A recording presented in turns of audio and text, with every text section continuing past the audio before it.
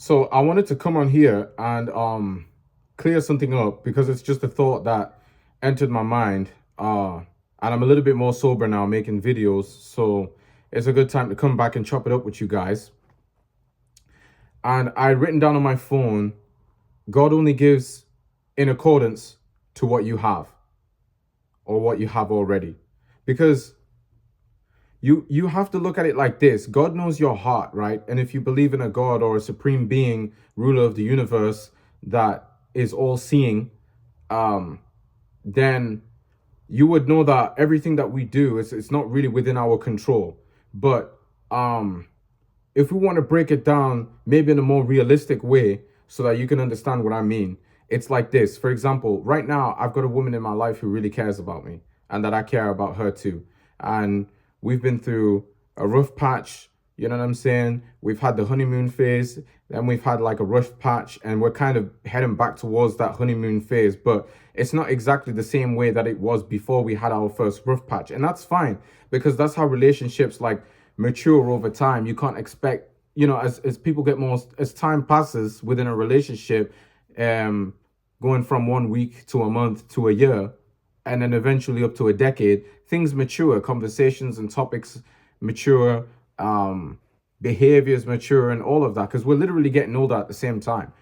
I might be kind of young now, but I'm already thinking ahead into my future. I'm already living like a 50-year-old man. Um, because I'm gonna be 50 years old one day. I want to make it to 50. I'm not like these young dudes that want to be a legend by the time they're 25 and then die and then um, have people say RIP and post their face on a t-shirt. Like, I'm not about that. I'm more about working as hard as I can now all the way up until I'm 50. When I have a little energy left at that point, I want to be like sipping mimosas on the beach with my wife and kids and having the kids running around and splashing themselves into the water and um uh, having my wife beside me, and I'm reading Bible passages to her, and we're both reading and kind of going off of the back of each other and just sharing our knowledge with each other and just taking in the sun and stuff like that, relaxing. That's kind of the way I imagine, like, um, you know, like life at an older age, you know. But for right now, I can only do what's in the right now, and um I think that, like, in my heart, I'm already setting up my life. So it's like God is already, because God can see that, okay, I'm doing things to set up my life. Like, I'm going really hard in the business. I'm making sales in like this jewelry business that I have. I'm providing content to you guys. Like, I'm getting feedback. The shorts are starting to get views, like 1,000 views, couple hundred to 1,000 views. And we'll see where it goes over time. All of this could blow back up in my face, but realistically, I don't think it will, because I got a game plan and a vision with this. I really have like, that marathon mindset. I got that. Yeah, I got that like I got that marathon continues mindset. The Mo Farah Nipsey Hussle mentality towards most of the things I'm doing in life, like weightlifting and stuff like that I'm into. And it's like, when you go, like, I see I see on the internet a lot of guys will, like, the general mind state of most men when it comes to the way they perceive women in society, right? It will be guys who are very average looking, like 5 out of 10 on a look scale, just pure attractiveness, not personality or anything other thing included, just attractiveness, right? They're a 5 out of 10, and they go out there into the world and conversate with other men and comment on other men's, another man's woman, and they'll say, "Ah, she's, if she's not hot or cute looking, then she's ugly." And it's like, no, women. So you're telling me that men can be average looking, and men can call other men average looking, but women can't call. But when it comes to men calling upon women, women can't be average either. You know what I'm saying? They're either like a 2 out of 10 or a 10 out of 10, damn near. And it's like, what are we doing? Like, there are extents to this. It doesn't just, it's not just men that are that can be average looking. It's also women too. But because of certain beauty standards and things that are pushed onto us in the media, women either have to be almost 10-10, or they're not a factor at all. They're just not relevant, and that's not because the way I look at it, I would, you know, I mean, my wife is a 10 out of 10 in my eyes, but I'm biased though, right? But I'm going to be honest and tell you that. I'm not going to sugarcoat it like another YouTuber might. So, but in a general sense, I wouldn't say she's the most conventionally beautiful or attractive woman that's ever walked the earth. Like I wouldn't say that, but um I like her for the way she looks, but I also like her, just as much and if not more for her soul and just her characteristics, her personality. We're quite aligned in that way. So it's easy to just flow with her. I don't have to think when I'm talking to her. We just chat and we just conversate and we just, have calls and you know what I'm saying? Like ask about each other and express love and certain ideas we have and that's really just it. Um because she's also my friend at the end of the day. She's literally my best friend right now. The only people I would consider as friends in my life is probably my brother, blood brother, and my future wife, current girlfriend, and maybe my mom too. That's really it. Like I'm not gonna bash my dad, my father. Like we have a decent relationship. It's okay. You know what I'm saying? It's just not. We see the world too differently. And two men seeing the world extremely differently. Like on the opposite end, he sees the world in more of like the physical form. I kind of see it more in the online digital form because that's where a lot of my work takes place. And so, he works a 9 to 5, which is okay. Most people still do that in the world, and um, it's been something that's been done for a long time. It's nothing novel, but it's just I'm not, I'm more into the novel. Like, what's kind of what's popping off right now that I kind of see going into the future that's going to only become more relevant over time, and that's the internet. Because every single year you see more people gaining access to the internet, social media, and I've touched on these points before, but I'm just reiterating them because it's really just the truth. There's no running away or hiding from it. There's no closing the curtains on it. Um, so me myself, I wouldn't consider myself even the most attractive guy on the planet or man that's ever walked the earth. Of course not. Um, I don't have the strongest jawline. In fact, I got a bit more weight right now, and I had a stronger jawline. But even then, I didn't have the strongest jawline. I'm not naturally like model looking on the face.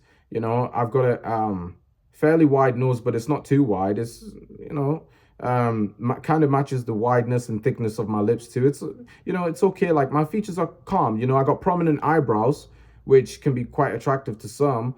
But I mean, other than that, it's I really feel like I'm middle of the road kind of genetically, like all over my body even as well.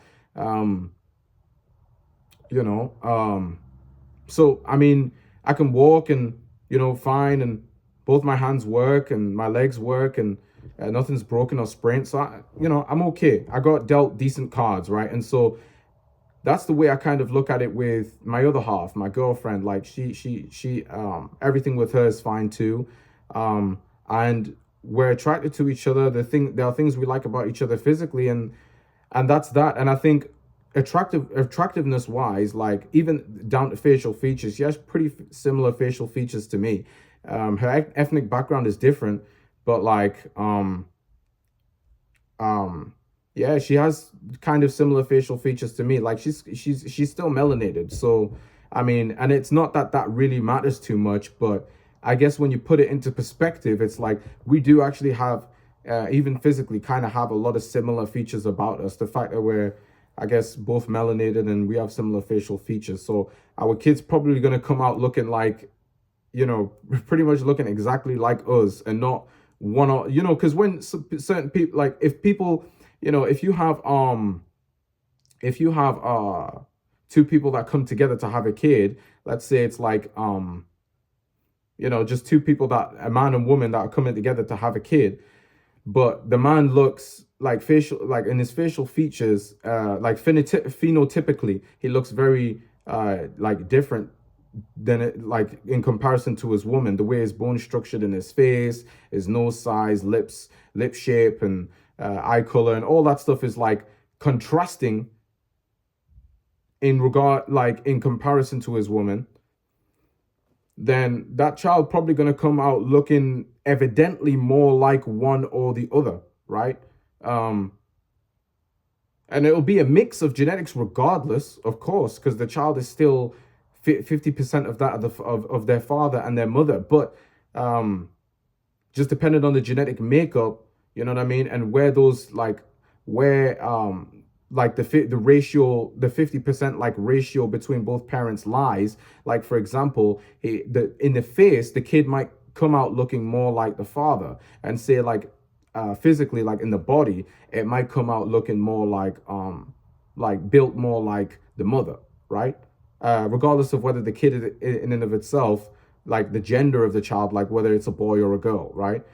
So, but I mean, just to relay that back, it's really like, because I'd made a comment saying that phenotypically, my wife on the face, phenotypically, kind of similar. Both have full eyebrows, both got kind of this like wide, cute nose, you know, and same with the lips too. Hers are slightly smaller than mine, but shape wise, it's kind of the similarities there, you know. So it's kind of like on the face, our kids are not really going to be able to distinguish, you know, if the kid really looks more like me phenotypically on the face, or more like my wife, right? But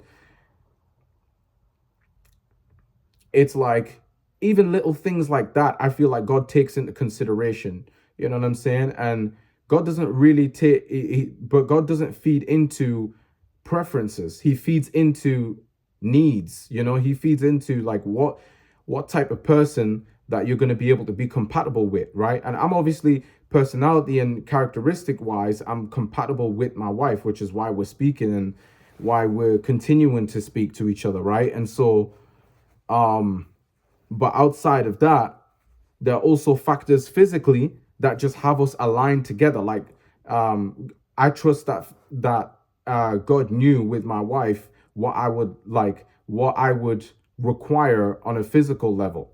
You know what I'm saying?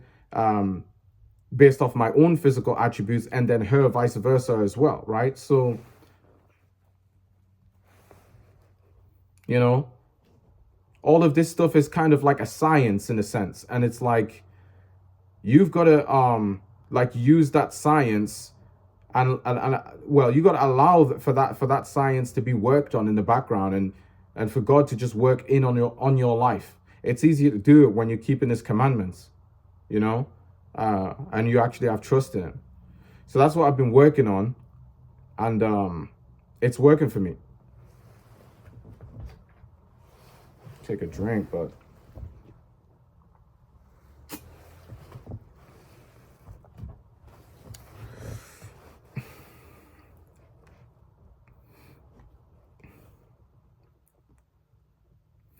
if you're an average looking man, you have no right to record.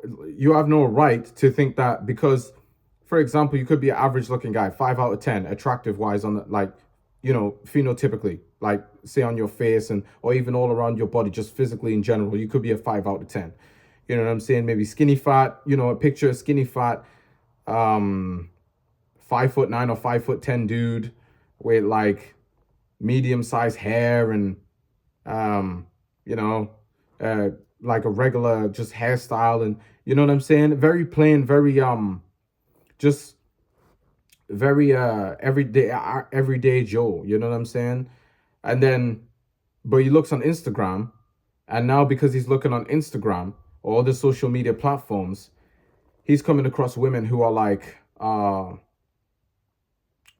women who probably have some status, right? But he's coming across women who, and being exposed to women who are attractive, more attractive than the average woman. So these women are attractive, and some even model level